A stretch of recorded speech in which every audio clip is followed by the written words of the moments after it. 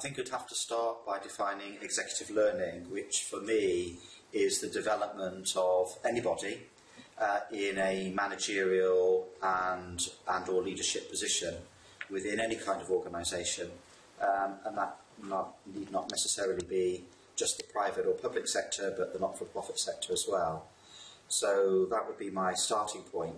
I think there is a problem with the word industry. I think it's useful to see or try to vision what's happening in executive learning, not just countrywide or country-specific now, but globally. But I think the problem is that it's a very disaggregated industry.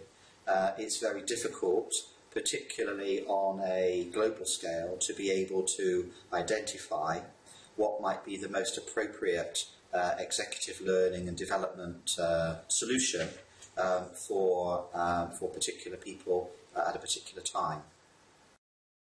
It's, to me anyway, it's a mixture of training, coaching, mentoring of executives who are actually in industry. So as opposed to a student environment, it's very much a practical environment. The training tends to be more practical, tends to be based on, training tends to be given by people who are actually in industry themselves. And also, it's the time duration is different. You typically get short courses of maybe 1 day, 3 days, 5 days, maximum a month. If it was a month, it's probably spread over a year with lots of a few days. So it's very different from the business school scenario.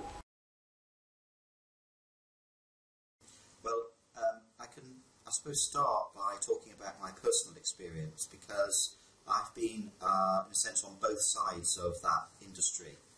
I was for quite a long time an HR director, and one of my most important jobs was to source effective and high quality learning and development solutions for the people in my organisation.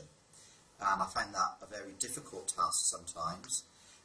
What I ended up relying on was perhaps too small a number of people that I had got to know, and I think that may be restricted the options that we could have identified and used as part of the learning and development, executive learning and development within my own organisation.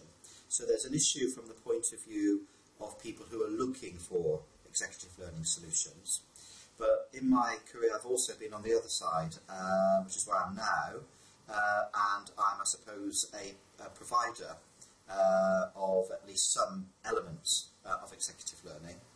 And I think the problem there is that it's very difficult, if you're not already known, to be able to market yourself in a very disaggregated, an industry which is quite disorganised in many ways. So what I think is important is to try to overcome those problems. I think there's one basic problem at the moment in the current business environment, the current economic situation. Budgets have been slashed. People have been looking at ways that they can reduce their budgets and improve their profitability. And the easiest way to do that is to put a line straight through training, because it doesn't affect revenue immediately. So it comes straight down as a bottom line effect that they've actually reduced their costs. Now, that's, of course, a bit short-sighted. But the result is that not only is there less training, but there's also, for example, less travel budgets. And to go to courses, people need travel. Yeah. So you get a double effect. But there's now what I'm seeing, a sort of signs of a reversal, because the management of the companies are realizing that they haven't put their staff through any training programs for 3 or 4 years, and now they've got a skills gap, because for succession planning they don't actually have the next level trained up.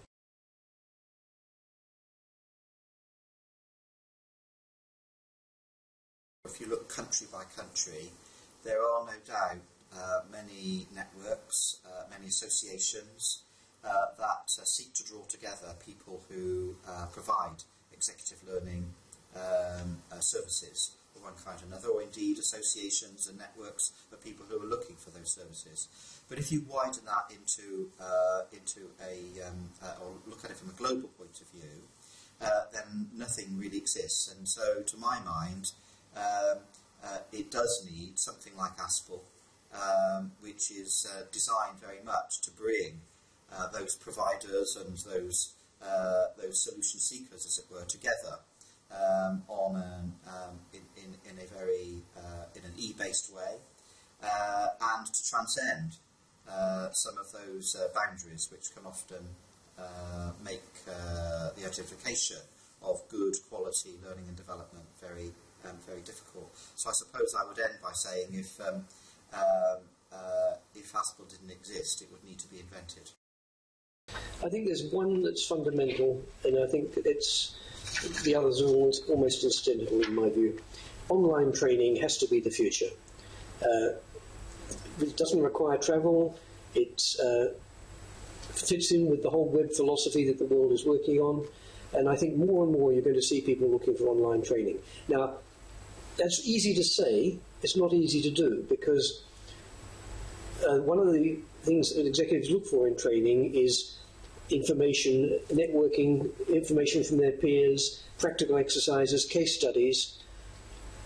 It's not at all simple to put all that online. It can be done, and is being done in some cases, but it's not a simple exercise. It's no good just filming a lecture and putting it online. No one wants to watch that. It's dead boring. Yeah. So you've got to have exercises, you've got to have interaction, you've got to have chats, all these things.